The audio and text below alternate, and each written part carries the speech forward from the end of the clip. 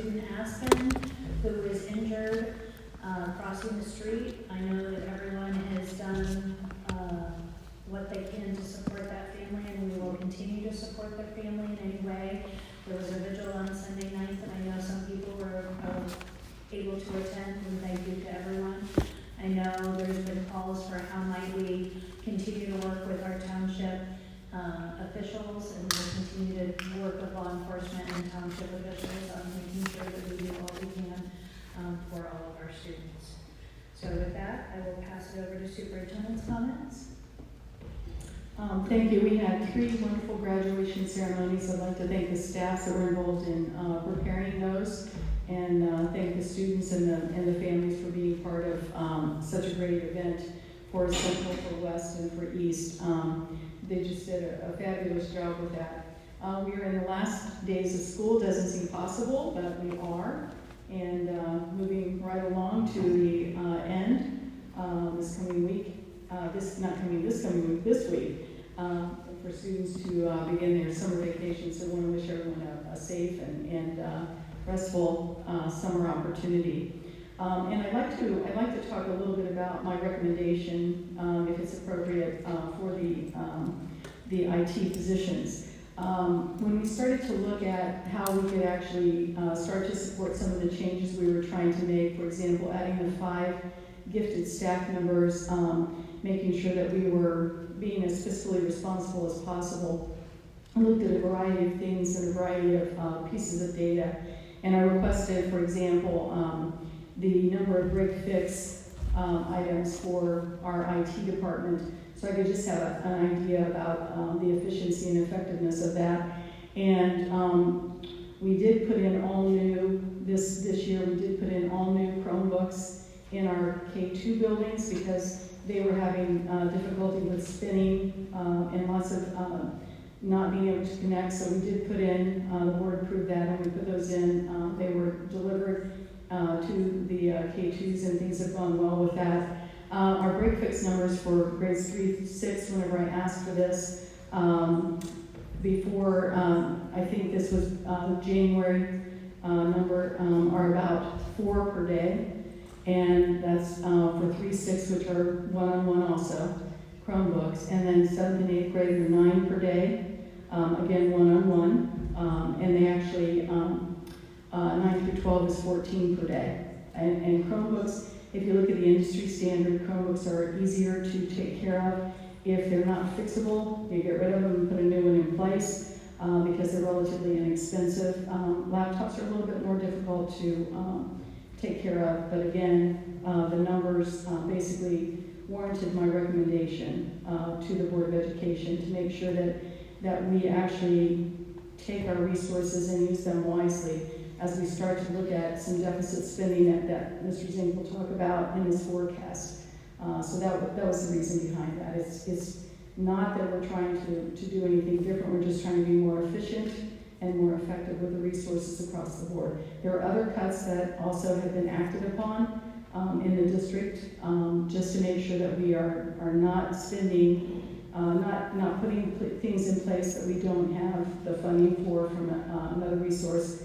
And my philosophy is to try and make sure that we keep everything stable and close to making sure that the kids are taken care of, like the gifted positions and positions that directly serve the students in the district, not indirect service, but direct service. So that's some information just for you to think about. Thank you. Thank you. If we have further questions, we can talk about that when we get to personnel. We'll just wait if anybody has any questions. Treasurer's comments? Yeah, also echo what Dr. Lawley said about the graduation. It was a wonderful 3 events.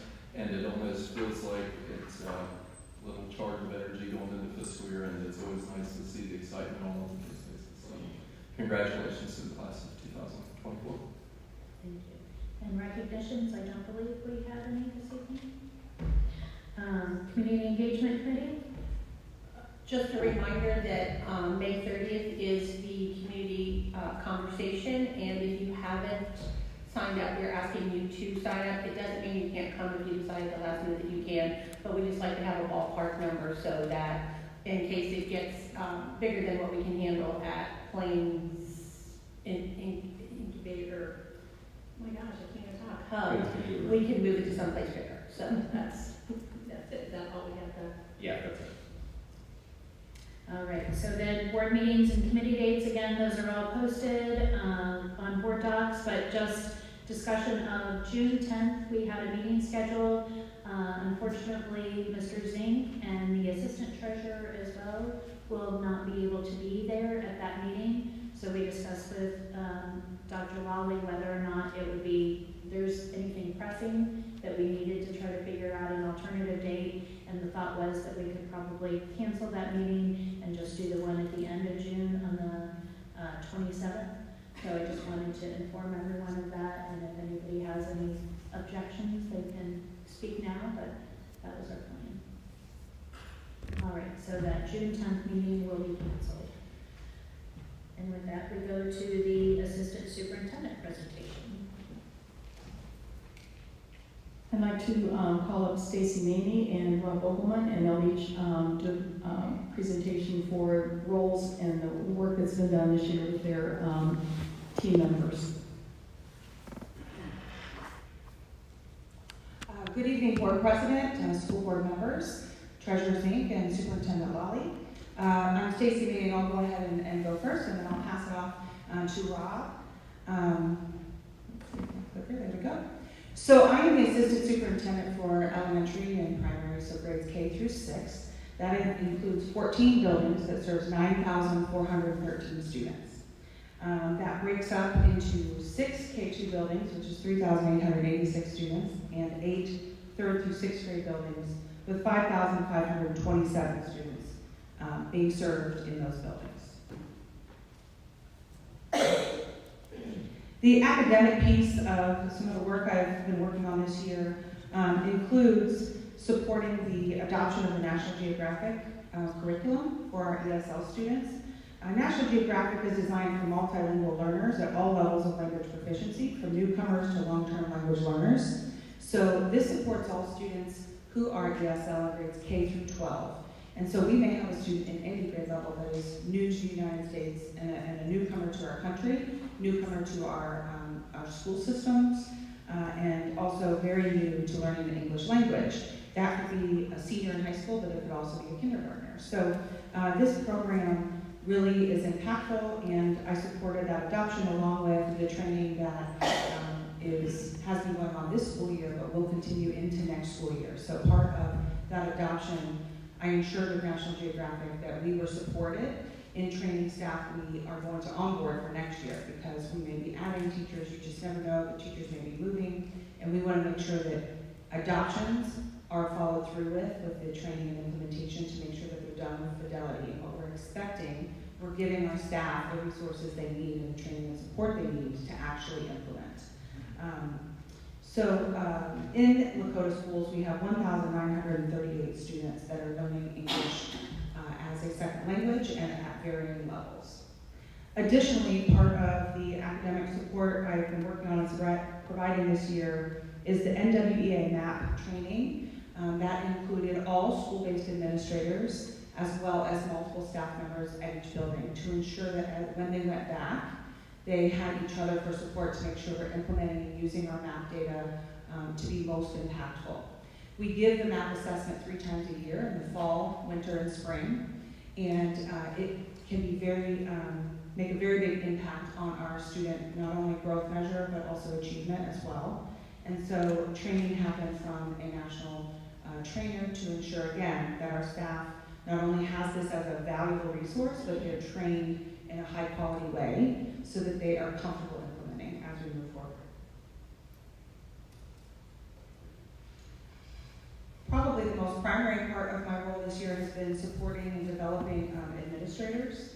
So I began monthly in-person meetings with the K-6 principals right away this year. We do host, both of us, we host principal meetings monthly, collaboratively K through 12 and also virtually.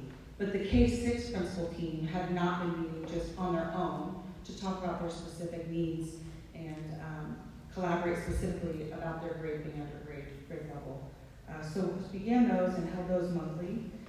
In those meetings, we reviewed and I helped support and develop our administrators for things like, there's some examples on here, the negotiated agreement, Ohio State Test blueprints and resources, the Ohio Leadership Advisory Council, our PBIS work, looking at data in each building and knowing what their data looks like, collaborative scheduling, staffing, House Bill 410, which is very important, we're looking at attendance reports at the building level and starting to have those conversations on how, if we see a need, we can make sure to address it, as well as OTES and using the Ohio ES website and system for teacher evaluations, MAP, again, that was part of their training, and ongoing conversations looking at building data, which you can do by building, you can do it by class, or you can drill down to a specific student. And then the data dives, which encompass all sorts of data pieces to ensure that our building administrators are prepared and ready to move our students forward.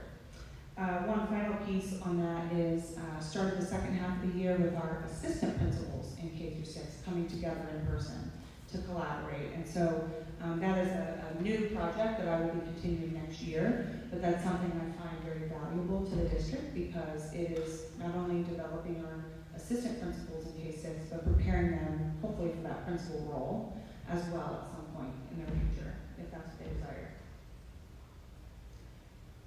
So district support, I have attended, and this is just my interaction with the district and community. I've attended chamber events, our district parent council, obviously board meetings here with you all, the Martin Luther King Jr. celebration at Liberty Center, the Women of Excellence event on a Friday evening, which was great to support a district staff member, district leadership team, fanfares, the Veterans Day programs, as well as our phenomenal high school choir band concerts, and the Educator of Excellence surprise is there here recently.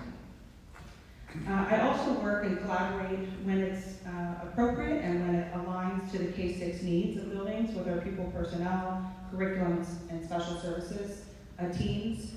We work together. I was just having a conversation outside about how I can help support student need with one of those staff members. So those are great collaborations that I work on. Mr. Green is our ombudsman as well, so he supports all grades and the whole district. So when it's a K-6 need, which those are usually at my grade level with Mr. Green, a parent need, a need to support a family, a concern, and he and I usually, he passes to me or we collaborate, and I'm able to connect with families a lot through those conversations, which I value because that's my chance to really hear directly from those that we serve, how we can better what we're doing, and also maybe what we're doing really well, because there are a lot of those things as well.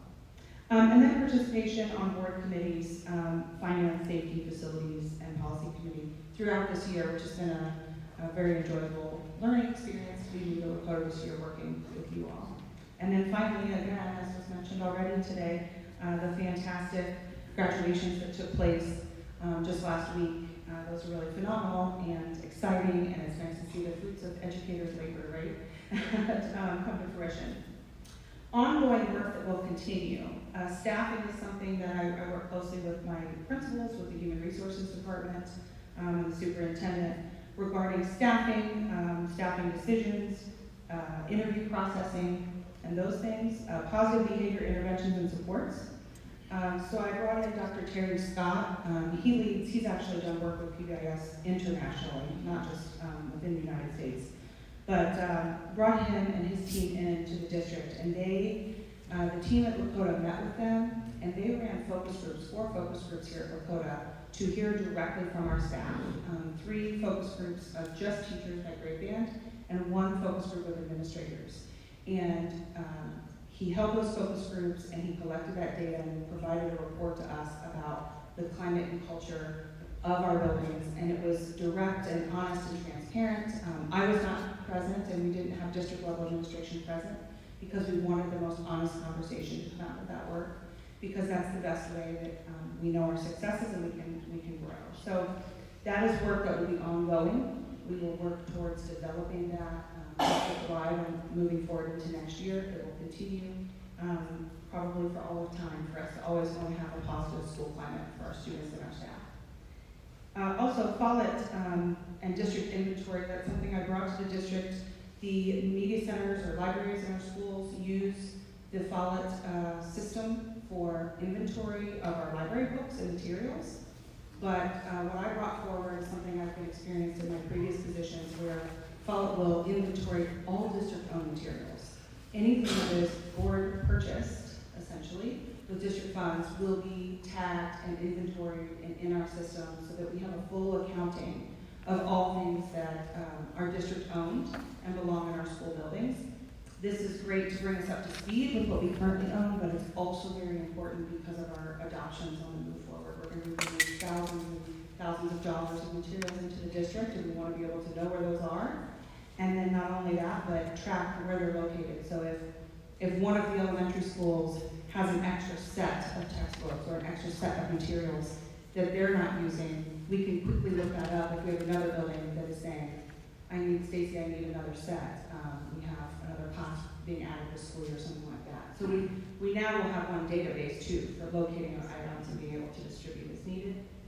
Digitizing the district, so working with some of our teams to, and having conversations and sharing my knowledge of what we can do to maybe scan in some of our documents that are still paper, make us more digitized for efficiency, and also for just real-time documents being updated that everyone can see, and an efficiency in communication that way. And that would include to you all as board members as well, potentially.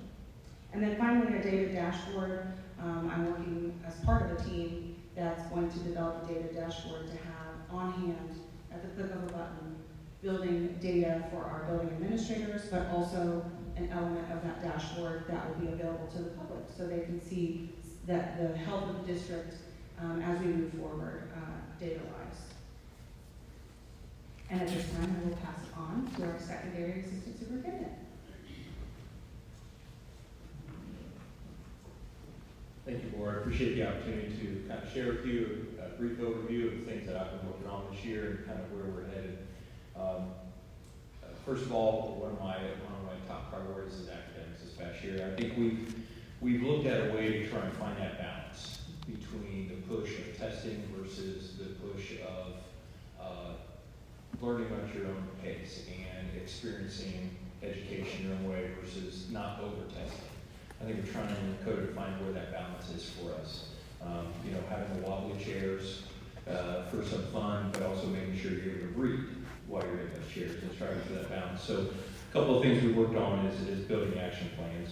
Building action plans we require of every single building, and that is that they should have a plan of action on what they're going to do in their building, and we kind of help drive the two areas that they need to choose from. The two areas that we asked them to pick for this past school year is their Tier 1 instruction, and then also make sure they're doing data-based decision making.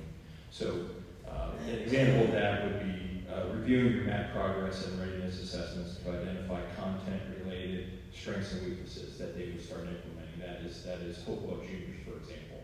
That's part of their building action plan. That's what they're working on throughout the school year. So when they meet as their own building leadership team, that's their goal.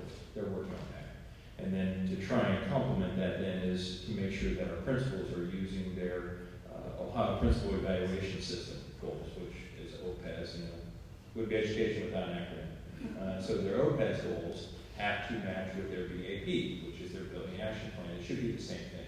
We don't want them doing goals for their building action plan and separate goals for their principal evaluation. It's one column of goals.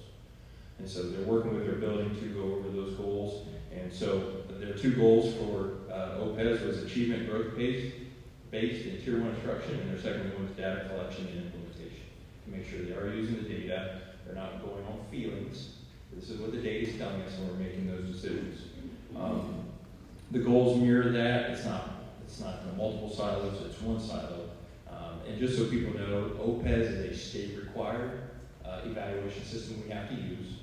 We don't get to choose how we want to evaluate our principals. We have to use the OPES system so that everyone understands that, and then that gets uploaded into OES, another acronym, which is the Ohio Evaluation System. So your OPES performance goes into the OES, and also that's where we put our teachers' performance as well. So the OTES, Ohio Teacher Evaluation System, goes into OES. So it's just acronym after acronym. One thing that I've done to try and make sure that we do that is I have monthly meetings with our assistant directors of instruction. That would be Justin Wilson and Justin Frost. Justin Wilson oversees our West Side secondary schools, and Justin Frost oversees our East Side secondary schools. I meet with them each month before I head out into the buildings to say, okay, what are the key dates and events coming up as far as meeting these goals? What's happening? Well, we have Ohio State practice tests coming up. Okay, what are some key things we need to be pushing our buildings to make sure they're doing well? They also have benchmark meetings coming up. Okay, I'll make sure I ask how the benchmark meetings are going. I'll ask questions such as some of the questions are, what are your plans for the upcoming benchmark meetings, and what are your key areas of focus after reviewing your value-added data that came out in the fall? And so it's this repetitive, trying to keep them in the same line of thinking, so we're not shooting off in different directions, but we're doing the same things. And so each month I meet with each building principal. I go to the building, sit in their office, hear directly from them, send them a list of questions. And here's what I'm going to ask about. This is what I want to know about. And it all goes back to the building action plan. All goes back to their OPES goals to make sure we're doing the same things that we say we want to do to kind of help ensure that we're hitting that academic piece that we're focusing on. Another key part that I focus on is safety and security. I think back to 2012 when I sat in an office that now Chris Sarge has, and I had multiple phone calls in the middle of December after the Sandy Hook took place. Several voice messages. What is Lakota doing about this? How can you ensure our school is safe? That was also the time we were looking at doing a levy. And so we were fortunate enough to tie into our levy that we were going to do a safety component. And I remember driving over to Hanover Street, meeting with Sheriff Jones, Major Kraft, and Deputy Chief Dwyer, and said, okay, what makes us safe? And they shared 10 SROs. You need an SRO in every other building. And so through the commitment from our community that we were able to have 10 SROs that were added after that levy, and to the state we're at 20. And so we have continued to work on making sure with our Westchester Police Department and our Butler County Sheriff's Office that we are staffing our SROs and looking at ways to keep our students safe in the buildings. I work with Chris Sarge with this. We meet with both sides of town. We also started holding administrative safety meetings. That is where we have a representative from each of our building bands, an ECS principal, a 3-6 principal, junior high principal, high school principal, also meeting with our both sides of town law enforcement, talking about, okay, what are some things that are going well? What are some things we need to start doing? What are some trainings that we need to start incorporating? How are we doing on communication with expectations of what our SRO should do or should not be doing? Sometimes they tend to get used as an assistant principal, and they should be. We need to make sure that we're keeping that there. And then we talk about, so what are some required trainings we have to do? I think back to 2012, the required trainings were minimal. And now I think about all the trainings that we have to do. Back then it was do your tornado drills, do your fire drills, and maybe do a safety drill if you want. And now the requirements are beyond that of doing, we do ALICE training now. The new one is CSTAG, another acronym, which is the Comprehensive School Threat Assessment Guidelines. Each building has to have a safety team now. The district has to have a safety team that will review and make sure that we are putting in best practices to keep our kids safe. And then we also look at what are some optional trainings. What are some things we want to do that maybe aren't required? So we look at what Hamilton County Educational Service Center may be offering. What is Butler County Educational Service Center offering? And one thing that we started to do is started to carve out some grant dollars to send every single one of our building reps to the Ohio School Safety Conference at the end of July. That we're able to fund that through grant dollars to send one building admin from each building to attend that Ohio Safety Conference. We also talk about our safety notification. How are we keeping our community up to date? How are we keeping our principals up to date? How are we notifying those through, most of the time we're using a Raptor system. And so a lot of us in the district will get a notification on the Raptor system if there is a drill in place or if there's an alert that comes across. We also been working on code of conduct review. We do a lot of this with legal. As I think of our code of conduct, I go back to when I started in 2012. There was no such thing as vaping. There was no such thing as a safety security violation. Those are things that we continue to look at every year and make sure that we're keeping up and being relevant and matching our code of conduct with what we expect from our students, but also what our legal advisors are telling us, and as society changes and as we try to adapt and adjust to make sure we have appropriate rules in place. And then also to make sure that our protocols and our processes align with those state and federal requirements as it deals with safety, to make sure we're not missing anything that is required of us. The next thing I work on is everybody's favorite, the always entertaining board policy that draws a big crowd the first Friday of every month up at the central office to sit in on the policy meetings. But sometimes I think there's like a false understanding of my work associated with policy. I don't write or create board policy. I've just been doing it for a long time so I can help get those answers.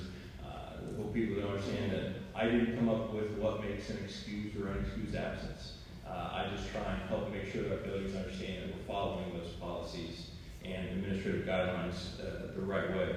I learned early on that in this job that if you're not following your policies and guidelines, you're setting yourself up for trouble. And so when teachers would say, well, I have a grading policy, and I would say, no, you don't. We have a board policy on grading. You may have a grading practice. And that practice should align with our guidelines and should align with our policy. And anything that does not align with those should not be done. If you have some freedoms to do some things, that's fine. But if you're doing something that contradicts our policy or our guidelines, we should not be doing that. So I take it upon myself to make sure that I help our buildings interpret and make sure we are following those guidelines and those policies correctly so that we don't contradict ourselves. Some ways we do that is I help our Welcome Center with open enrollments and alternative school choice. I don't oversee the Welcome Center, but I've just taken on this when we started this back in 2014 to make sure that we're following our policy correctly, we're following our guidelines correctly, and then we also keep our ratios in our buildings correctly. So I don't sit and determine whether a student can be open enrolled. I just try and help and make sure we're following the right process. And if we start to get above our ranges, then we may not want to put that child in a certain building. We may look at other options. Same thing with the alternative school choice. We have about 600 to 700 students that are not attending their school of attendance zone. They are our residents. They just choose not to go to their attendance zone. They may be a freedom student that wishes to go to Endeavor. And so with that, you have to make sure you do not create an imbalance in your enrollment or your class sizes. We don't want 28 in a class over here and 14 over here. So work with them to make sure I approve those to make sure we keep that balance. Also kind of take the principal out of that so they're not on the hook for that. People will ask me questions and not them, just following the policy. I'm also the Title IX compliance officer along with Andrea Longworth. That is a requirement from the state. And as I mentioned, first Friday every month we have our board policy meetings. A lot of that is through Neola, who's our representative on work card. We have 2 major updates every year that we have to process through. I work with him to bring that forward for you all to make the decisions, and then work on the administrative guideline part for people to understand policy is king. It's the top. The administrative guideline tells how on a day-to-day basis we're going to support that policy language. And so that's where the administrative work comes in to support those policies. Also make sure that we have forms available through our website, update those when needed. When policy changes, sometimes you might need to update the form. Not every time, but just make sure we do that. And then also just making sure I contact people whenever questions come up. As we know, it seems like we have a lot of gray areas that seem to come up and we're not sure what direction to go. So make sure that we're following through on that. As I work with athletics, try to be a resource for our ADs, supporting any issues that arise. It's typically around policy and protocols again. Most recently, I shared with you the update to the athletic handbook, keeping up with the changes once again. As things have changed over the year, making sure we're keeping up with those things and making sure our families understand the expectations of them heading into their seasons ahead. So those will be going out for this summer. Every year also as part of Title IX, as a compliance officer, I'm required to review our participation numbers to make sure we have balance amongst those. And so that we have equal number of sports opportunities for males and females, and that our numbers are not imbalanced in those who wish to participate, and that is for 7-12. Also working with them on eligibility that deals with timelines to make sure that our grading timelines align with OHSAA, sporting timelines to make sure that we're also doing our eligibility correctly. And once again, that all ties back into making sure policy and administrative guidelines adhere to those so that we do not contradict ourselves and put ourselves in a situation that we have to try and work out. Another part I do is administrative supervision.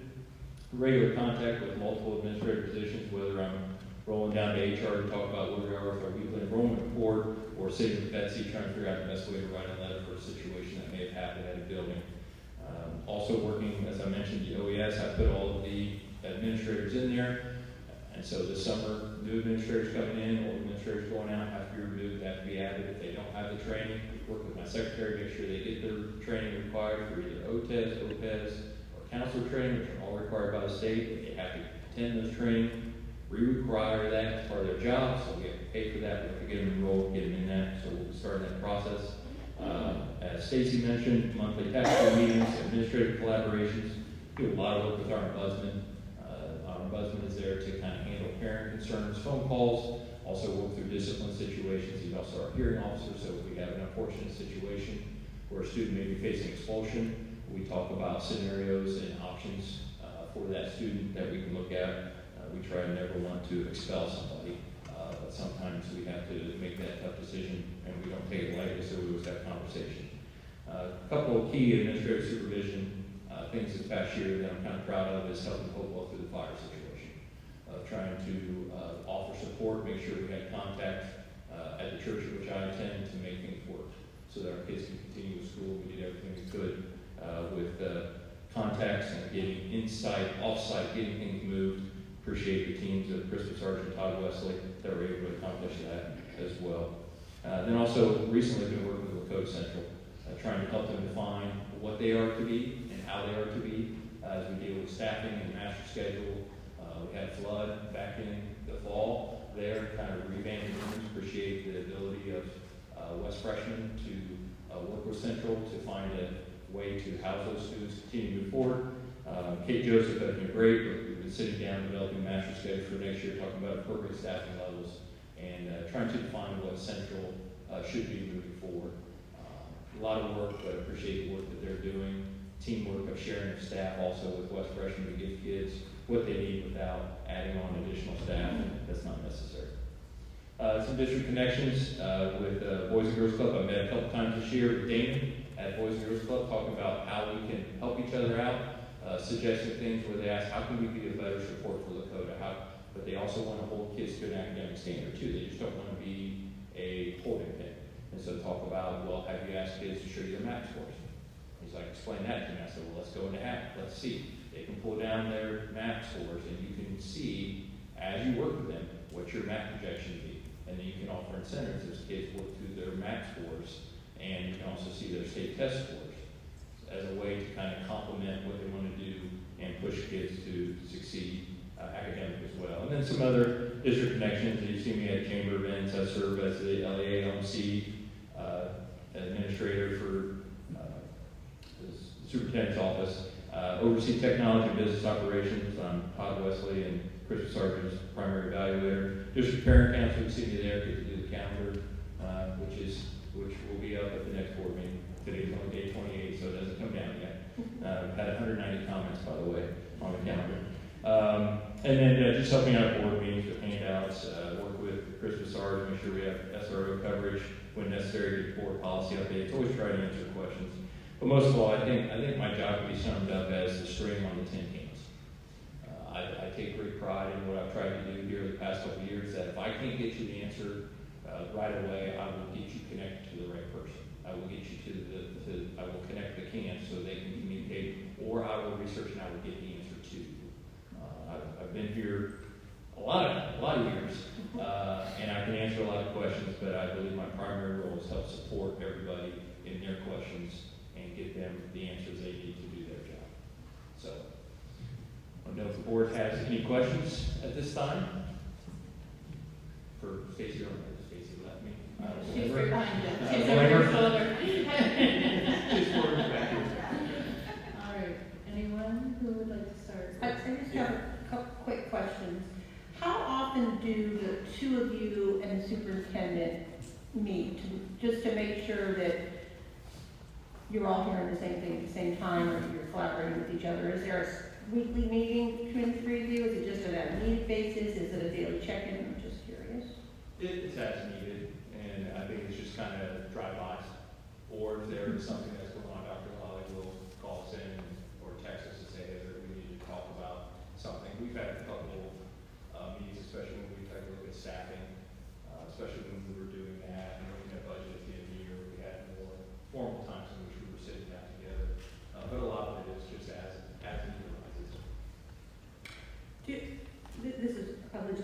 question that may or may not make a difference at this point, but when we talk with the Boys and Girls Club about letting them know math and test scores, is that something we have to get permission from the family to share? Well, what I do is I tell them they ask their student to pull up their hack. Okay. It's not us, it's ask the student to pull up their hack, you can see their grades and you can see where they're at. And other things that they're able to do that we've been talking about with Damon is getting permission from the teachers, much like a tutor would, to say, hey, can I have access to some of the data that's needed? But it's never done behind the back of a parent or without the student's knowledge. Okay, Yeah. I was just curious. Yep. That's it, thank you both very much for telling us what your day is like. Okay. Okay, I want to first of all thank Dr. Lally because I can see that you have in the recent past or since you came on board from time to time provide us with a lot of highlights that sometimes we don't have. I can speak for myself. I don't usually know everything that goes behind what the functions are, how each person is performing. So I want to thank you for that. And I'm going to also ask you, when I ask my question, there's one question I'm going to ask you regarding National Geographic, and there's a misinformation out there. I want you to give us, for the purpose of those at home that might be interested and have also seen the misinformation out there, the difference between National Geographic and whatever the other one is, so that it's clear that it's a misinformation that is out there. Then, so my other question, yes, so let me ask my first question, then you can respond to that. Which is, my other question is a continuation of Mrs. Casper's question. How often do you two meet to ensure that? Because what she does is you continue with it in the high school.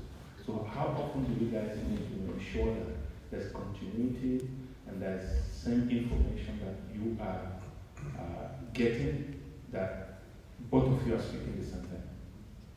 I'll let you answer much too, but I would echo kind of what I already said. Similar with Dr. Lawley's kind of as needed. Swing by the office if you have a question, step into each other's office or shoot a text. So it's not, we don't have any formal, like the second Tuesday of every month, we sit down and talk or anything like that. It's as needed, as things arise. No, that's exactly correct. And often I'm doing things that are a K-6 only focus, and Rob's doing things that are 7-12 only focus. But when they do overlap is when we connect, and it's just ongoing. It doesn't necessarily require an invite and a formal meeting to get the work done. Thank you. Dr. Lawley, can you give me a highlight on the difference between National Geographic that she talked about, and there's a misinformation out there on something else that the name almost like sound the same? The program that we adopted is from National Geographic Learning. It is a textbook company, and they use a lot of National Geographic appropriate pictures and things like that. So if it's an animal story, and National Geographic has beautiful animal pictures, they'll be in there. But it is a literacy program for students that are learning to speak English. Now, other students can also use it. It's very high quality literature, mostly nonfiction. It is not National Geographic, the magazine. It is not that at all. It's National Geographic Learning, and it is very much like a basal reader that you can purchase for a classroom.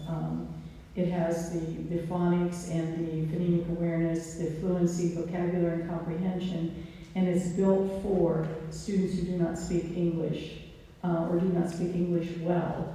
And they use that as their intervention whenever they're with a TESOL teacher. They use that as the resource for that learning. And really the only connection to National Geographic photographers would be some of the pictures that are used are from National Geographic photographers. And they're beautiful pictures of landscapes, animals, things like that, very, very appropriate for K-12 students. Thank you so much. Can I pop in next, because I have a National Geographic question as well. Stacey, what will you use to measure the success of this new program? So we know lots of dollars went into this, and we have desperately needed something to really launch our EL learners, especially our newcomers. So what will you use to measure the success of this purchasing program? Sure. So there are formative assessment opportunities within the program curriculum itself. So formative being more on the day-to-day or lesson development, but measuring student success, those students are not excluded from taking the MAP assessment, which can show the growth that they're making, and also the OAPA score is a big one. And we actually were diving into OAPA data just last week and noticing the scores and how many students we have had who have scored out or been able to maybe move beyond the ESL services because they're scoring high enough on the state assessment for EL learners. So there's a multitude of things, but particularly OAPA is the one that will drive whether they maintain getting the services from National Geographic Learning, which I should have also shared Cengage. You might hear that company as well. That's the learning portion and the curriculum writing portion. But so that's the ultimate driver of deciding who gets the services. And if I can add to that, this year it will be kind of like a baseline piece for us, and we can do some individual data analysis on if I'm scoring here as an individual, where am I this next year, and can we truly say that that's because of the curriculum, that's because of the instruction, that's because of me as the student, and those are pieces that all go into that data. But this year's baseline data will really help us be able to analyze that a little bit more as time goes on, to see if the number increases, the number of 2s that we receive, the number of 3s that we receive in the scoring of the OAPA. Great, thank you. And then you had talked a little bit about the EMRG focus group for PBIS, and you had mentioned that they had collected some data and some feedback. Would you be willing to share with us maybe the top 2 or 3 things that you heard from them on a positive or a growth, from a growth standpoint? Yeah, certainly. And if that's something that the board would like to see that document separately and privately, I can certainly share that as well. But we have, I would think, an area of growth that we definitely have as a district is ensuring that we are doing things universally, meaning district-wide. So we have pockets of really great positive school climate, positive PBIS work happening, but it might not be the same in every building. And so that's definitely the first area of growth that I know I have identified that I want to work with the team to move towards, is this universal, every building, every child, every family, every staff member is getting the same positive experience. And so if we can equalize that, that would be a great area for growth.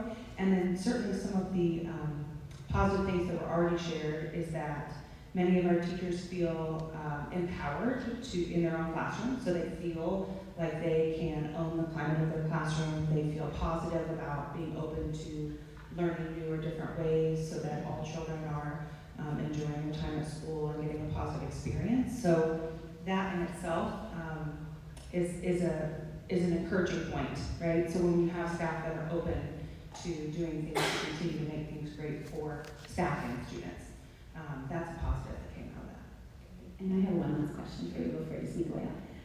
Can you talk a little bit about how the data dashboard that you're creating is different from Branching Minds, which is the current data dashboard? Yes, I will give it to Dr. Lawler, but it is different. Okay. The data dashboard that is being worked on right now is a very comprehensive dashboard, so that at my fingertips as a superintendent, as a central office administrator, as a building administrator, I have access to attendance data, to discipline data, to academic data for each and every student in my building, both by individual and by class. So when I have a building leadership team meeting, I can pull up that dashboard and see live data, and use that to make decisions about the work that we need to be doing academically, or the attendance data may tell us that we need to put some attendance incentives in place or something like that. There's also a public-facing point of this dashboard, and that is also live. It is not interactive with the public, but it is a live, public-facing report on the behavior, the academic achievement, and any of the attendance data that is shared out. So the public can see at a glance. So if I'm moving into the district, I pull up this data dashboard. I can see the number of students we have enrolled. I can see the demographics of the students. I can also see the attendance, and I can see the academic growth of the district, not of individuals, but of the district. So it's a very workable document to track students over time and to track the district's growth and development over time in certain areas. Thank you. Is that something we're purchasing or creating? Schoollytics is the platform, and we have a consultant that is working with us to make sure that he's also working with Todd Wesley and the academic team to make sure that the data that we need to have in there is given there, and then he's creating the look of the dashboard pages in cooperation with Schoollytics as the platform. A lot of schools use Tableau for their platform. You may have heard of that before. We are using Schoollytics. Thank you. And then my last question is for you, Rob. Can you talk a little bit about how our district action plans are connecting to the individual building action plans to assure that those action plans are aligning with the goals we set as a district? Yeah, when we look at the district-wide plan, we look at kind of what are our key areas of focus, whether it be achievement, growth, could be math, could be ELA. It just depends on where it is, where we see it, and then we ask the buildings to adhere kind of that same type of goal mindset. Now their data may be a little different, whereas one may need to be moving their PI from 91 to 93, another one may be working on their growth in that area. So it's not identical, but it's in the same area, so maybe it's math, or maybe it's their science scores at high schools, or it's working more with their ELL population. But it's based on some of the overall district goals that we need to improve district-wide, and then it's broken down into the building based on their specific data, so they make it more personalized based on what their data shows, instead of saying everybody's picking a 2% increase in PI. It's more based on where your building is. These are the areas we want you to focus on as far as growth data. Focus on these areas, and it could be a range of opportunities, but it's in growth areas that we see as a district we need to work on. But we do give them the ability to address it as they see at the building level. Great, thank you. Thank you both for the presentation. It's great to see senior level work trickling down into buildings and having direct effects on kids. So I appreciate your presentation. So I want to say thank you for the overview. I know most of us are very familiar with all of the work that you guys do, so appreciate you guys taking us through. And you've whetted my appetite. So you shared some of the snippets of insights into the work that you do. I think we have a real opportunity for you to leverage us as a board better, to understand the things that you're working on and share some of that detail. So I know Mrs. French referenced the PEIs. I would love to see that report and understand that assessment. And I would love to see how that translates to the effect on student behavior. I know that's a big issue that we're trying to solve from how we evaluate policy, staffing, understanding that work and understanding the progress and where that is and how we can enable that universal approach across the district. I think that's a real opportunity for us. Similarly, I know you mentioned the building action plans and the results that you guys are starting to see there. I would love to see some of that updates now before we get to the next report card. I think, we talk how much that we do 3 map assessments, we do these things. I know that the buildings are looking at this data and making action plans and tracking, and I would anticipate they have a decent idea of where we're headed. I think there's an opportunity to leverage us as a board to give us a sneak peek of that trajectory and where we can intervene along the way, not just wait until the next report card and then try to be reactive to that. So I encourage you guys to think through that as you guys present to us and figure out ways that we can leverage this better. Thank you. Just a couple things. I know we talked about, Stacy talked about basically trying to share best practices is how I heard a lot of that, and making sure that there's some more consistency, which I am completely supportive of and look forward to that work. But I just want to also make sure that there will be some room for flexibility within each school an autonomy so that everyone doesn't feel right now like, oh my goodness, we're all gonna have to be identical cookie cutters.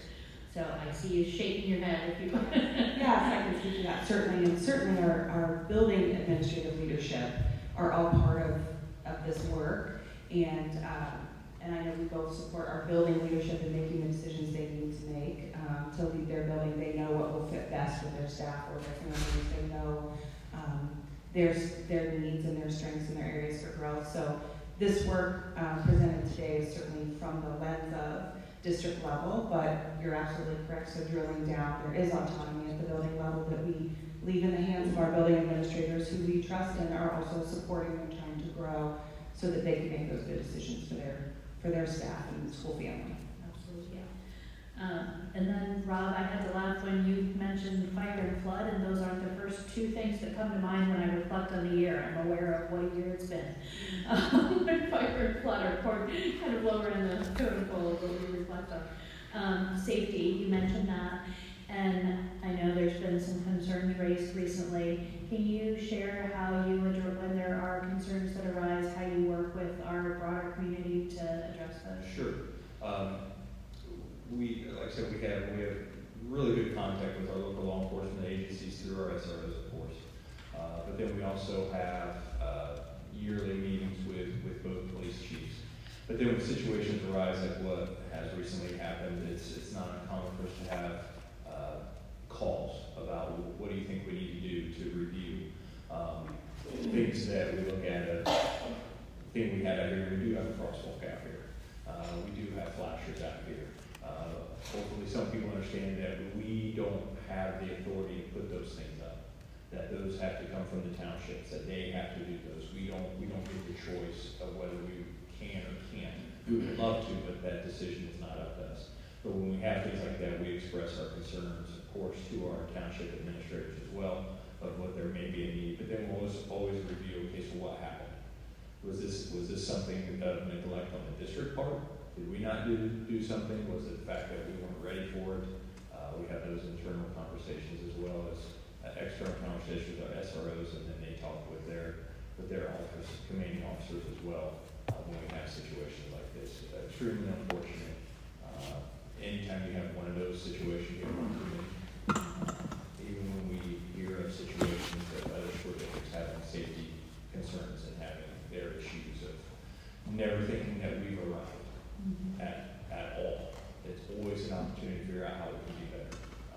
Once you start thinking you're arrived, you're setting yourself up. So it's continuing to grow and learn and have conversation, and even taking time to research some possible best practices. I know Mr. Summers has been working hard with some outside vendors about even some newer technology that's coming out to kind of help in the area of safety and security as well. That's kind of the goal of the administrative safety team, to meet with those organizations and see what products they offer and if they would fit into what we try to do here in Lakota, or would they give us an additional layer of security that would benefit us without, of course, ruining Adam's 5-year forecast today. So but we have those conversations to see what are possibilities.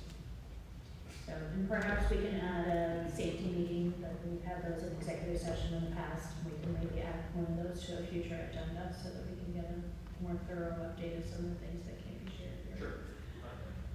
So, any other questions, anyone? Thank you both for your information. Thank you. Mr. Zink?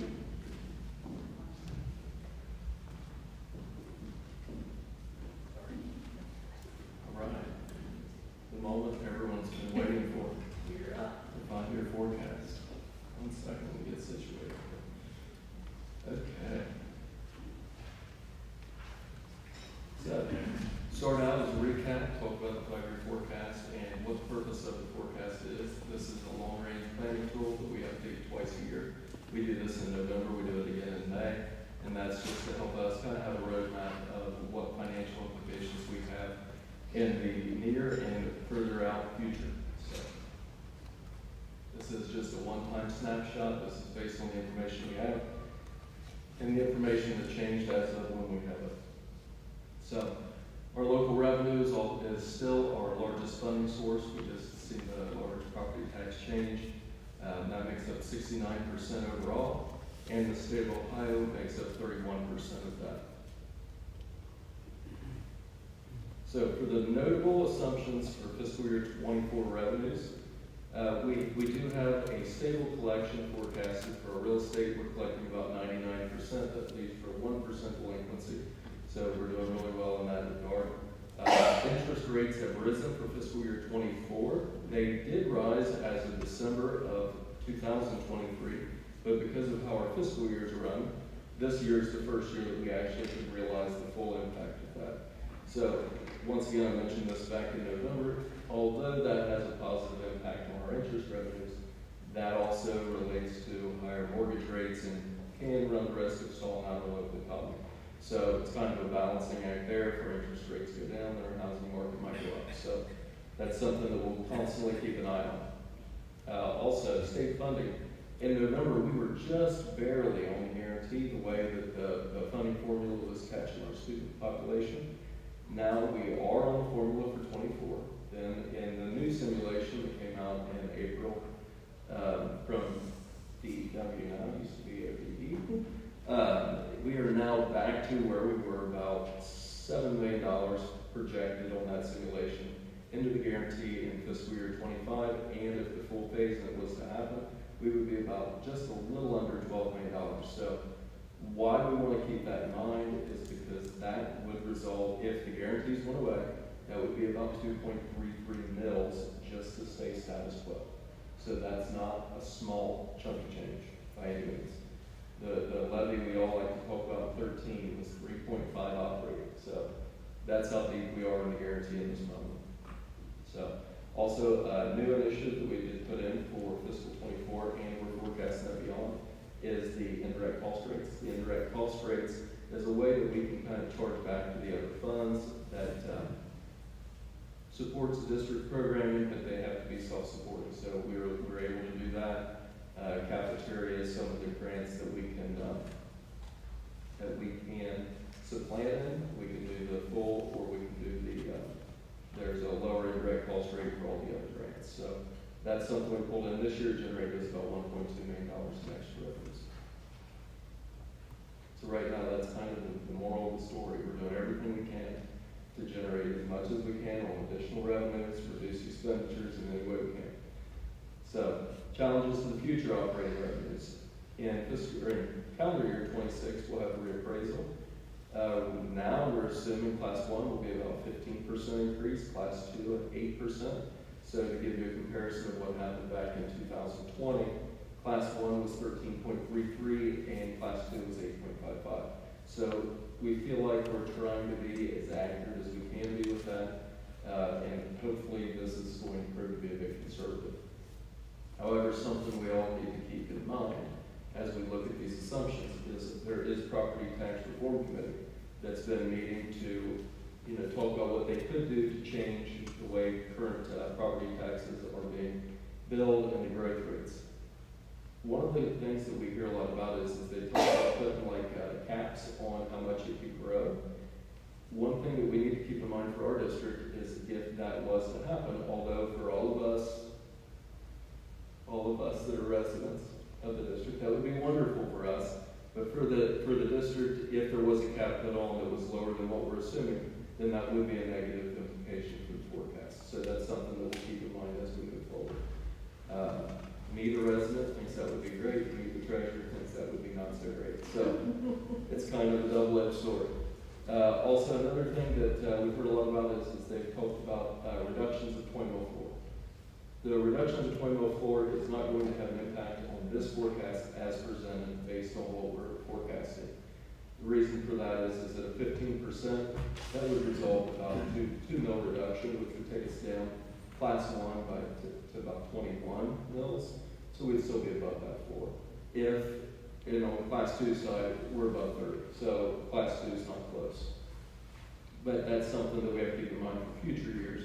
But at this time, that wouldn't change us. Now, a cap that would be put in place, that could impact us. So, as I mentioned before, $12 million is the guarantee on the state side, so that's a potential risk that we have. Another thing is, if the interest rates would continue to increase, then right now we're showing them kind of stepping down year over year, assuming that the Fed keep hearing the Fed's going to increase the rates, or decrease the rates rather, sorry about that. However, this still hasn't happened yet. So we're monitoring, we're being as conservative as we can be, as realistic as we can. We really don't know. So we are showing roughly about a 0.5% per fiscal year decrease in that, and we'll continue to adjust as we go forward. If you went 4 years in the past, we were getting about 0.25%. So now we're in the neighborhood of 5.5%. So there's been a big swing over the last few years. So hopefully things continue to go balanced in all different regards there. So also on the future revenue, we do have a change in fees that we're projecting, and this is for programming. We're also going to look at potentially like facility rentals, other things, but at this point, we've talked about preschool and what we're currently charging to get in kind of a closer range with some of our neighboring school districts, as well as still staying under the private placements. So this slide, we've left this in. We'll talk about the mills, since, you know, property tax makes up 69 or 59%, whatever it was. Sorry about that. So the way that this is calculated is every home has an appraised value. That essentially is similar to what your house would sell for. From there, they take it into a tax assessed value. That's 35% of the appraised value. And then, based on the millage we have, that's what you would be charged against. So that's how your tax bill is generated. This slide shows this has been updated for tax year 23, the year they're paying on right now. This shows the large decrease that we had in the update. That dropped us roughly about 7 mils and overall. So we are sitting on 23.29, I believe it is this year. Back up one too quick.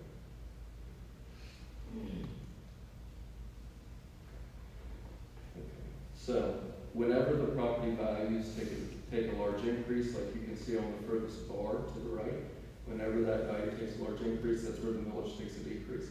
But whenever you hear reference to the 20-mil floor, state law says there's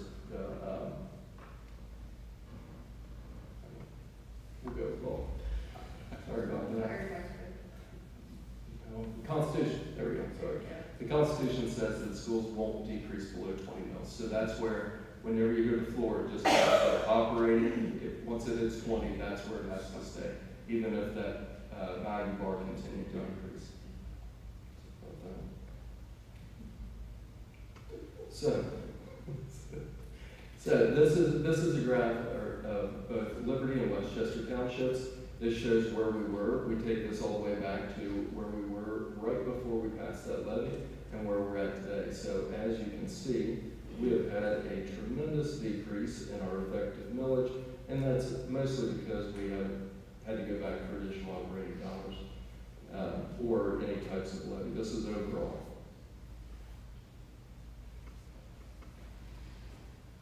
Now for the expenditures. Expenditures for Lakota is a little bit tricky because we contract out busing. Normally you would hear people who in other schools reference salaries and benefits. Because we contract out the busing, we have such a large chunk, it kind of makes us a little bit different than the normal benchmarks. That's where the busing comes in the services section.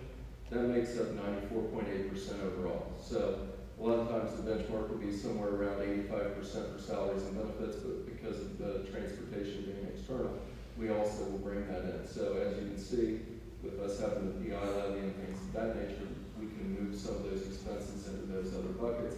And really the general fund is predominantly on service and staffing. Okay, so in 24, the wages in fiscal 24, that reflects the increases that we already had in place for our current bargaining agreements. Healthcare this year, we did see a large increase of 25%, and then we are forecasting 7% for the remaining forecasting years.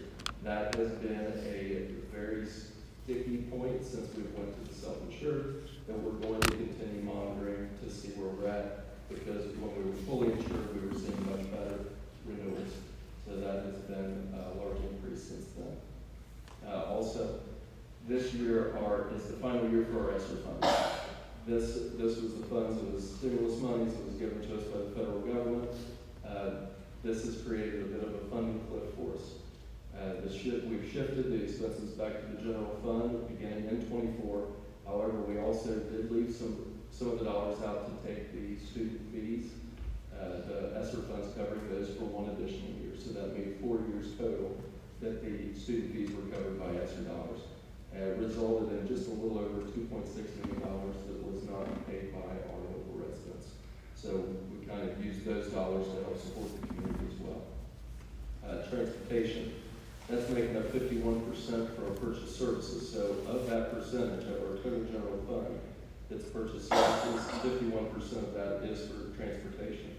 We're forecasting on future years 4% in 25, or 3% 25 to 28 on that. But we also are assuming a decrease of 6 routes in fiscal '25. This is with strategic pickups of the freshman riders. So we're hoping that this won't only result in operational savings, but it will also result in better servicing for our communities by taking a little bit of the pressure off of those routes that we keep losing. And bus drivers and replacements.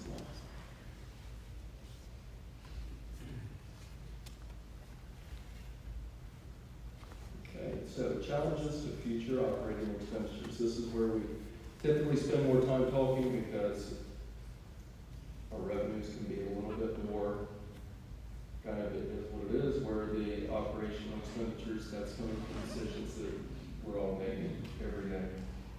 So without the future years of our negotiated agreements, we do not have the future years locked in, so that could potentially result in some risk to the forecast as we see today.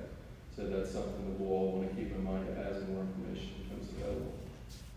Fiscal '25, that also reflects an increase to certified staff. It was a bit greater than what we had forecasted in November. What we're hoping is now we've kind of got the staffing level in a way that programs are met based on bell schedules, based on some of the new report card with gifted and things like that. So we're hoping that now we kind of have the right numbers, and now we can work within those numbers to kind of reallocate as necessary, as future needs come available. As mentioned, healthcare, we have been at a 4.6 average over 10 years. However, we are forecasting a 7. I am hopeful that is proven conservative as we go in the future. Another thing to keep eyes on is our driver shortages. That's also had an impact over on the supplies line because then our fuels went down. So even though we didn't have all the routes covered, we continue to forecast as if every route gets covered in future years. So we're hopeful that it's not greater than that number because we're doing it at the full.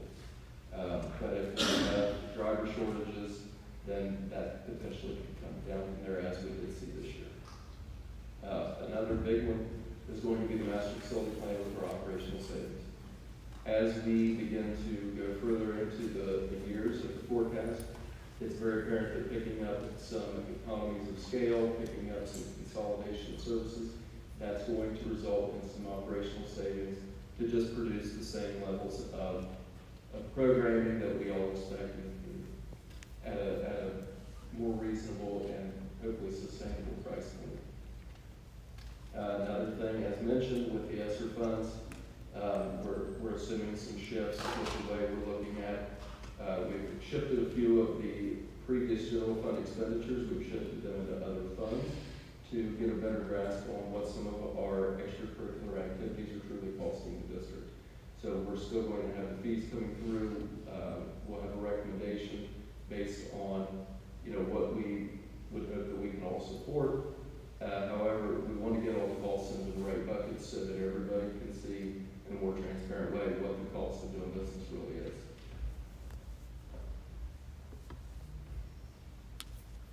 Hold on, go forward. Okay. So this is a new slide. What does this mean for people today? This is based on The black bar is our general fund, the red bar is based on our permanent appropriations, if we took all funds and divided by the number of students. So roughly, an educational Lakota overall would be about $16,355. 70% of that is made up by our general fund.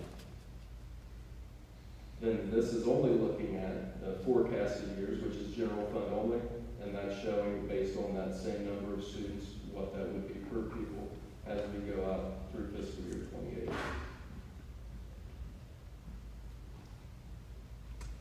This chart really captures the whole picture in my opinion. What that's showing is it's showing revenue, it's showing expense, it's showing the green bar is our ending cash balance. As you can see, it's been going up and it's starting to come down as we get through fiscal 24 through 28. The 150 days cash, that's the yellow line through there. The 150 days cash was kind of that upper end of the policy that spoke to what we would consider to be excess reserve. Then when you have the red bar that's down lower, that's what's speaking to when the superintendent and treasurer have to come up with a plan.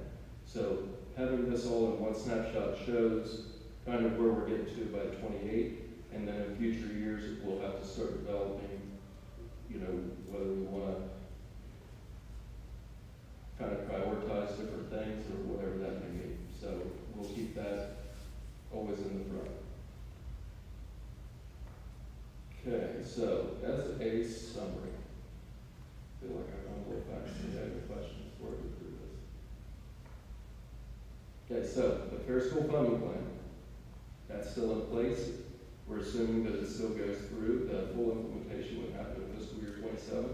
We are hoping that it does not remove guarantees. We're hoping that we can continue with at least the fiscal year 21 funding levels. ESSER funds, they've helped us offset a lot of expenditures. That's coming back in. We have been planning for that, so we're hopeful that that doesn't have a negative impact on the educational programming for students. If it does, then we will bring that forward and we'll figure it out. We also have proposals that have been put in place, like College Credit Plus. We are assuming that that'll go 3 times based on the curriculum department's rollout of additional classes and really trying to ramp that up a lot. So we've already got some of those built into our forecast. Now, we have excess costs, we have tuition. So as the needs of our students shift, we can also see some of that expense go up. So we're going to continue to monitor. Biggest thing that I want everybody to keep in mind is this is only a forecast. This is not the gospel. This is not guarantee of how this is going to be. We believe it's pretty close, but this is at the end of the day, we're going to monitor the changes and we're going to keep talking through those as they come available. Oh, another note, based on the approval that we had a few months back, you will see the fiscal stabilization fund that will take a decrease in fiscal year 25, and that number is tied out to the number as approved by the board. Finally, this slide, we have updated this to align with our financial prospectus that we put out. We have QR codes, and I believe if we did it the right way, you guys can click on the links and it will take you to some of those different locations if you really thought you wanted to see them. And, but there's so many different ways that people can learn about the finances and the condition that we're in and get more information. And as always, if they have any feedback or you guys have any feedback on any ways that we can possibly do better, please bring that forward because that's what we strive to do every day.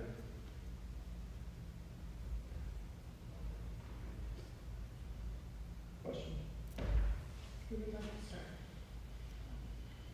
Isaac? I don't have any questions. A lot of them covered within short period, and I still have to digest some of this information that you have. So, for that, I think I have more comments rather than questions. Well, first, I love that you sort of are very subconsciously gave yourself a thumbs up that last slide from the student. Very well done. I concur with that. I think. Well, thank Betsy for that. It worked on me because I'm giving you a thumbs up. What I'll say is I appreciate what this is, right? This is a snapshot based on our assumptions. And I think what you've done so well is to highlight not just the assumptions, but the level of risk associated with those assumptions, so that way we can be mindful of what we need to watch as we go forward with this. I think looking at the forecast, I would assume it's not lost on any of us, but just how the trajectory is changing a bit from where we've been over the past 10 years, right? As far as excess revenue, being able to put that aside.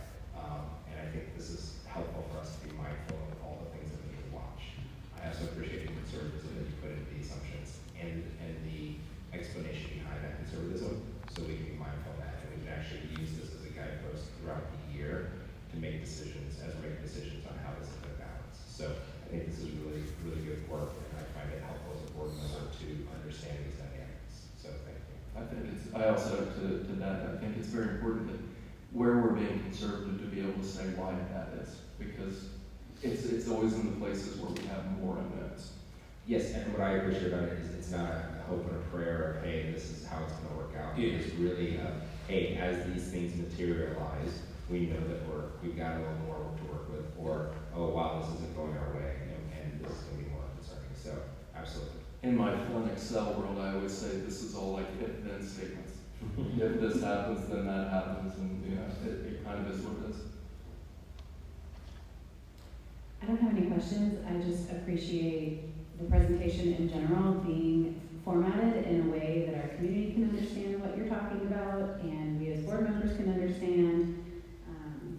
And I especially like this last page, and the nerd in me is excited to dig into it. I didn't know that we had connections to all of that within the website, and it looks like some state sites also. So I'm excited to dig into that, and I appreciated your presentation. Thank you. Agree. I like this format, and I appreciate how you put it in terms that we can understand, and that you're very good at, even prior to this, I can ask you a question and you will help me understand and, give me all the information I need. And it was very helpful to me to sit in on the finance committee meeting to get a little, deeper dive into this. I also appreciate that you found so many particular kids holding money.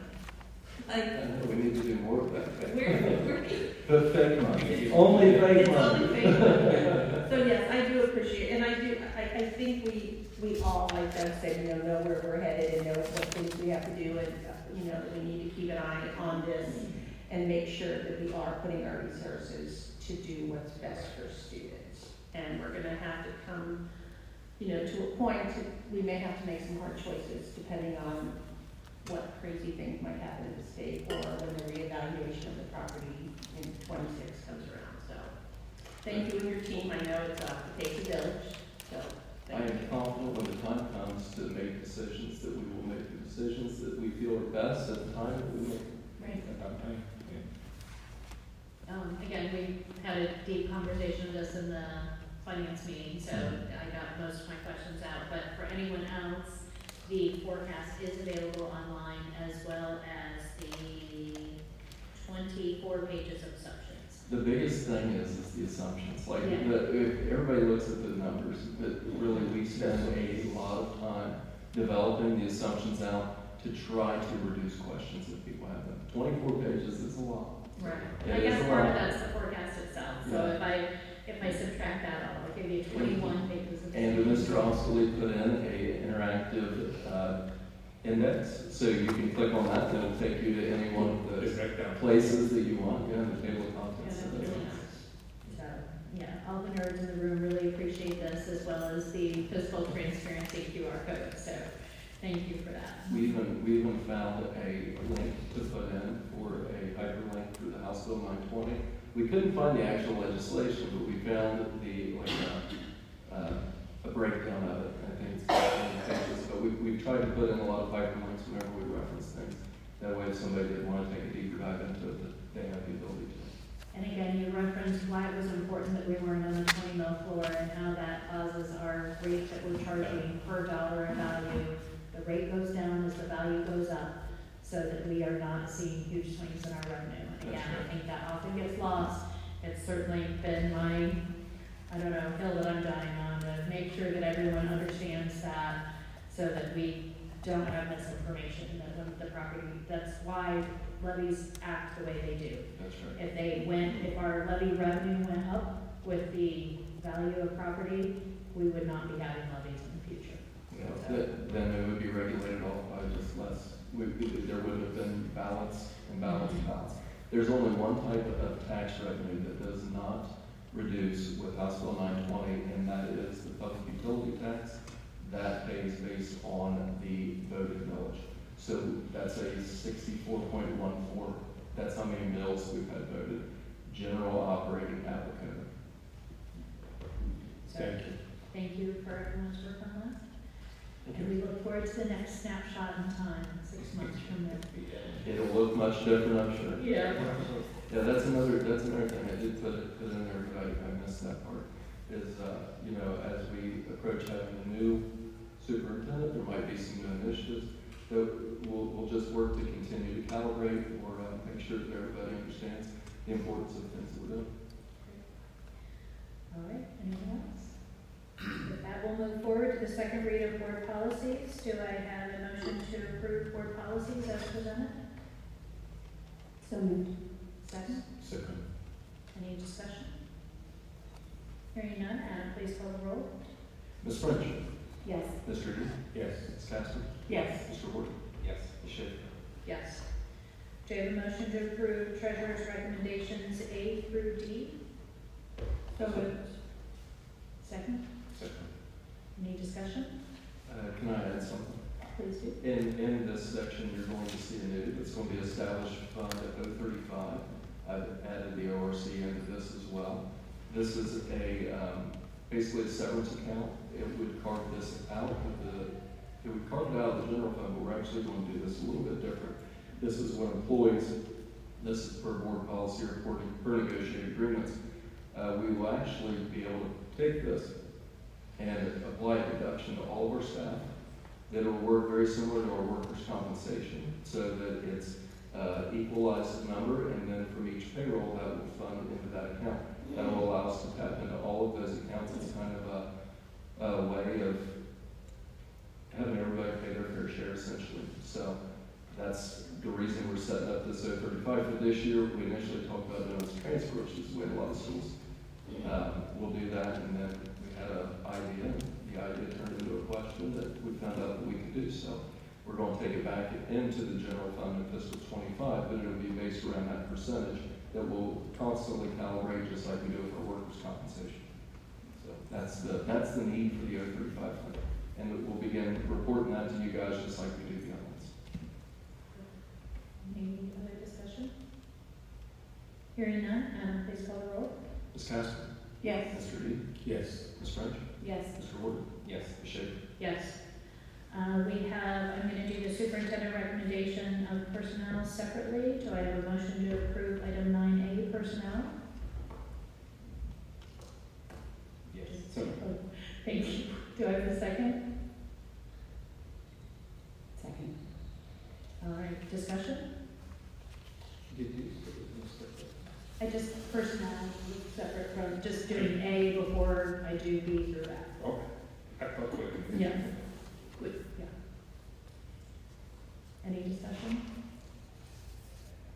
Hearing none, Adam, please call the roll. Do we have a motion, sir? Yeah.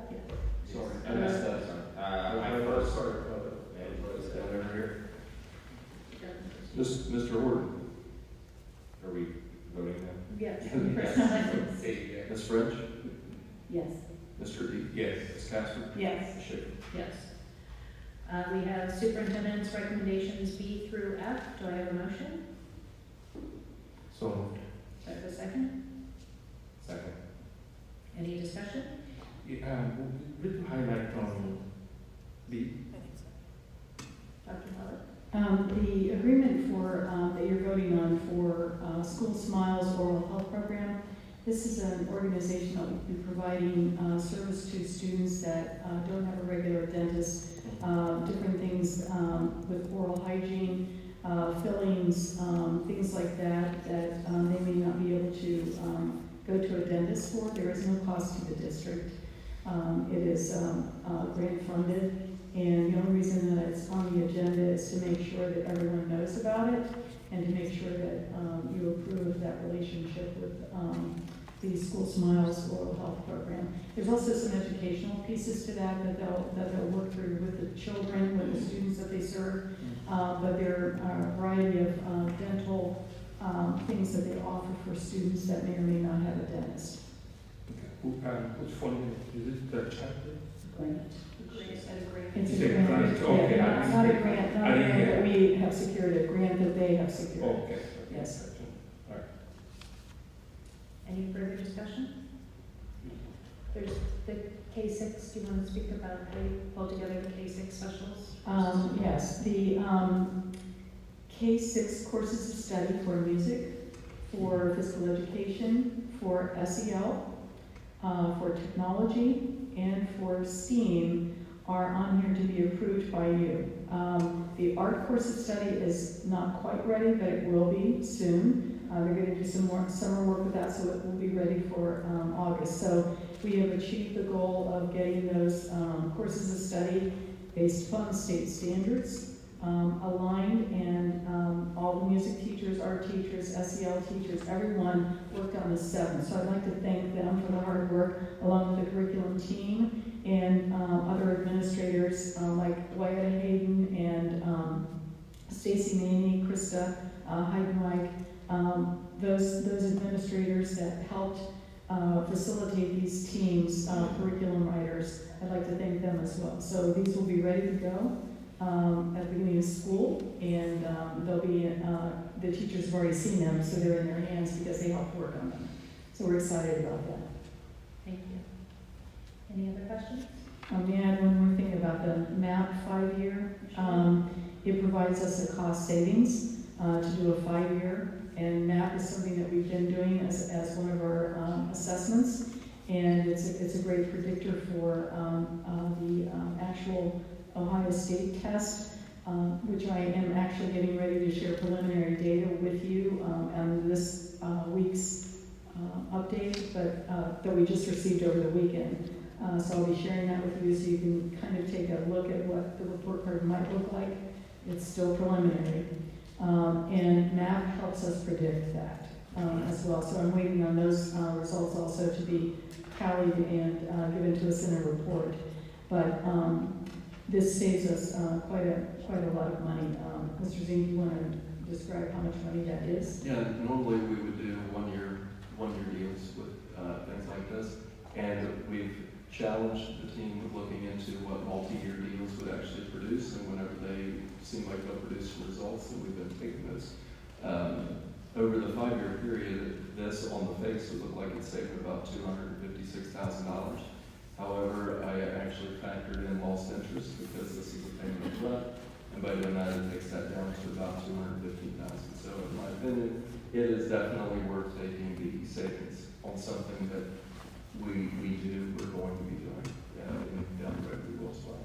So, thanks to Laura Brown and the curriculum team for humoring us on that one. Anytime we can take advantage of those savings. All right. I'll just make a comment. I appreciate both of those approaches. One, I think there's opportunity to do more of that to look at the longer term savings, which I appreciate. As far as the curriculum for the K-6, really excited that this is coming to fruition. I know a lot of work went into it. Just from a logistics standpoint, if art's not finalized in the document that we have attached, there is the preliminary in there. Maybe we should separate that out so there's no confusion that we're approving art. That's going to come to us later. Or You can do that, or they can bring to you a separate one whenever it's totally finished. What you would be approving tonight would be what they would be able to start with if they don't get it totally finished. Or you can separate it out, or we can bring you the updated version for you to re-vote on an updated version. okay. I think, is there any concerns with any changes that we see from this as far as? I don't think it'll be significant. It's because it's based on the state standards. Yeah, okay. Then I think it's probably the easiest way is for us to go and vote on this and look for the change. Thank you. All right. Hearing no further discussion, Adam, please call the roll. Mr. D? Yes. Mr. Ward? Yes. Ms. Casper? Yes. Ms. French? Ms. Shea? Yes. All right, closing comments. We'll start with Isaac this time. I was very excited during the graduations, seeing these kids happy that they are done with school, and some of them are going to the military, some are going to college, some are going to workforce. You can see the excitement in the air. And when I saw them, I remember 41 years ago I did that. So I was so excited to see them. The other part I want to also add is as we continue to support Aspen, who is still in the hospital, let's continue to pray and continue to show our support, because I can feel that the family appreciate it. So when each time I hear any update from them, they emphasize that they appreciate support from us. Let's give them their privacy, and as we continue to support them, let's pray for Aspen, and also pray that that never happens again. And whatever we're going to do to prevent that in the future, as a board, we need to do that. And do that in collaboration with the leadership of the township, and see what we can do to help. Besides that, that's all I have. Thank you. Mr. Warren? So, I'm sure we'll all be celebrating all of the celebrations that's happening in May, right? The graduations, the end of school, all of that, which is phenomenal. I think we've had very sobering reminders this past week as well of several issues. One, I reiterate, I think all of us, our hearts go out to Aspen and his family. What I will say is it has been very reaffirming to me to see how the Lakota community has come together to support Aspen and his family. And what I'll say is there's been a lot of discussion around safety around our schools. I know we've addressed some of that earlier today. I know the district has made a statement on it. I get asked a lot of, well, is one or two or three in the past couple of years too many? I think one is too many, and I think that's the position of the district. I know we do a lot throughout the year and on an ongoing basis to address student safety. We say it's our number one priority, and I think it is. I've seen that action reaffirmed. I just want to reiterate that we will continue to do all the work necessary to look at the safety of our schools and the safety around our schools. And I think this is a real opportunity for us to engage with our partners in the community, including the townships, including the Butler County Engineer's Office, to take an evaluation of not just what happened at Lakota East freshmen, but also around all of the things. We look very much at the physical things that we do for security, but there's a lot that we can do to take a look at, including enforcement, including zoning, including future planning. I think there's a way that we would definitely try to take this into account for master facilities plans that we do. So I just want the community to know that we hear all of we read all the emails that you've sent, we hear all the messages that you're sent. I appreciate that, and I encourage that. I think we need to hear more of that. The way that you guys are rallying around Aspen is exactly the kind of feedback that we need to hear and continue with. And I would say that additionally, we've heard a lot, obviously, around some of the changes that we're doing in personnel staffing. And what I'll say is I've read all of those messages, I've heard all of that, and I understand that this change is difficult.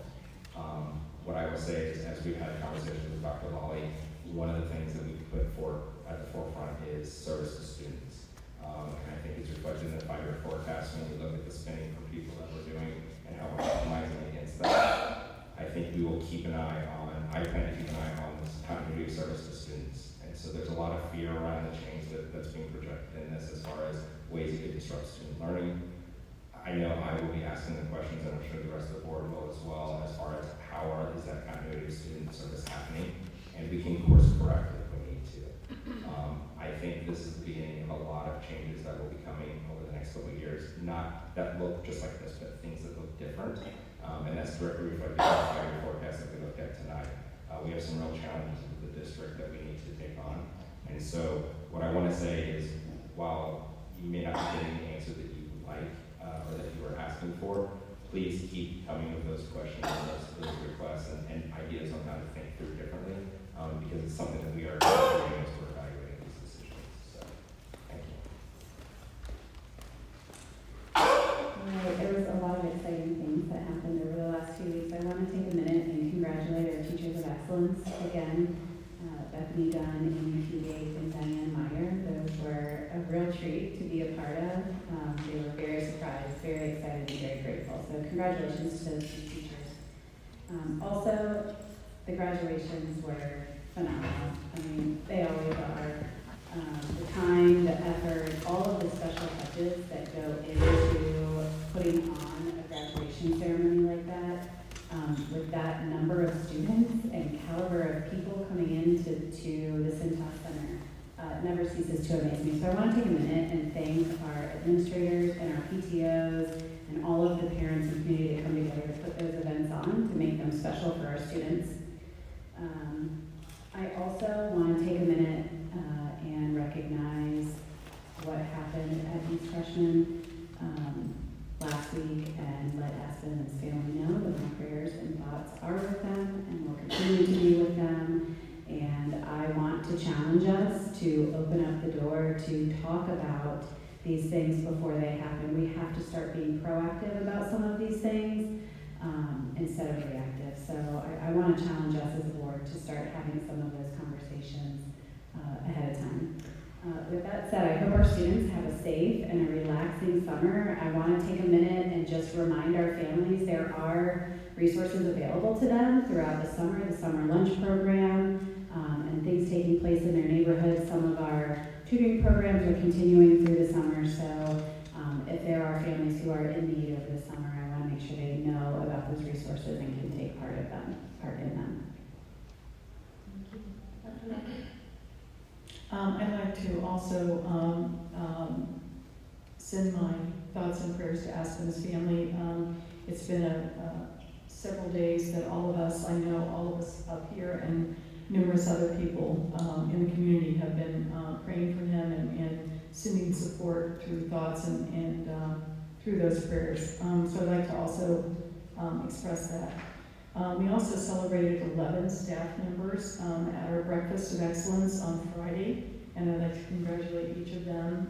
And our Educators of Excellence were also there to celebrate with us. So that's a great opportunity for us to recognize those that go above and beyond in the classroom or in the school building or in the district each and every day. So I want to congratulate them as well. And again, it's been a very fast, very, very fast school year. I've enjoyed knowing the students that I've been able to meet and watch, and the staff that I've been able to meet and talk with and work with. It's been very enjoyable. And I know I have additional board meetings, but I just wanted to say that while they're still in session and let them know that it's been my privilege and my honor to serve as your interim superintendent in Lakota. So thank you for that opportunity, and hopefully we will finish strong through Friday, and then everyone can have a great, enjoyable summer. So thank you. I just wanted to say, I think most people on the board may know this, wanted to say we did have a loss in the operations department with Veronica Guyton. She will be greatly missed. She lost the battle with cancer, and she has been a wonderful person and asset, not just to the district, but to myself. The whole time I've been here, she was always a very friendly face, and always a very positive person, so she will greatly be missed as well. Kind of a little sad stuff going on. I also want to thank Mr. Ostley for all of his work helping me with 5-year forecast, and every time I swore that we were done touching it and I would do it again, and then I would have them re-pull things together and redo the assumptions and redo, but a lot of work goes into that, and I appreciate all that he does as well as the rest of the team to help support that and try to get it as right as we possibly can. So, thank you. Okay, so everyone's already said all this stuff because I'm second to last, but I do, put my thoughts together here because I didn't know about Veronica. That makes me super sad right now. Even though it's been said, I would like to also add my prayers for Aspen and the family and agree. I think as a board, we are committed to making sure that our operations department, our safety team meets with township and the county to make sure like Mrs. French said, that we can take care of these things before they happen and try to find the best solution for the safety, because that is the utmost important to all of us, and you try to think that you possibly have thought of everything, and like I think Mr. Baldwin said, we're never done. We're never finished thinking about safety for our students, so. End of the year activities are all fun. I love seeing graduates and the educator excellence and graduation. Graduation is just so much fun. It's just so much fun to sit up there and to see these students and to see the diversity of our student population is so impressive to me. And they're such a great group of 1,300 plus kids over 3 high schools. I had a meeting on Saturday morning at the Lakota Optimist Club. I'm a Lakota Optimist member, and we have our students of the year. We have a student of the year at the end of each school year. And the student of the year from Lakota East said, he was talking about how the impact that Lakota has had on him, some of the things he's learned, some of the challenges. He was not speaking as if everything was perfect or everything was rosy, but something that he said stuck in my mind. He said, students of Lakota don't realize how lucky they are to be in this school district. He said, I would not have been as successful as I have been if I had been in another school district. And again, we're not perfect, and we know that, and we know that there's a lot of work that needs to be done, but to hear a student say that, he said the opportunities that he has had, he said, are multiple. Whether or not you choose to take advantage of them, they are out there. And he said, the one wish that he would have is to how to figure out how we can get more students engaged to take advantage of the opportunities that we have. So that was just really nice to hear, and kind of a little stamp on the end of the celebration season. So That is it. I can't believe we're at the end of the school year already. It seems like it just started and it's a blink. So thank you for all of our educators and support staff and administrators who have put so much work into making this a successful year for all of our students. Again, that work is not done. We know many are going to be working over the summer to continue that work. People think that the day school ends, that the work ends, but that's when the work is just beginning for many people. So we look forward to all the plans that will be made over the summer to start off next year strong. Again, graduation. I also got to participate in Butler Tech's graduation. So between the 3, it's amazing to see the difference in personalities and choices and just how many options kids have to find their path. And that's so important for our students. But when I look at the multitude of opportunities that they have, I remain hopeful that most every one of our students, and hopefully 100% of our students, find what speaks to them with all the opportunities. So here's to a great summer as everyone finishes their week, and we look forward to closing out the financials with Adam at the next meeting at the end of June. So with that, do we have a motion to adjourn? So moved. Do you have a second? Second. Discussion? Hearing none, Adam, please call the roll. Mr. D? Yes. Mr. Ward? Yes. Ms. Casper? yes. Ms. French? Yes. Ms. Schaefer? Yes.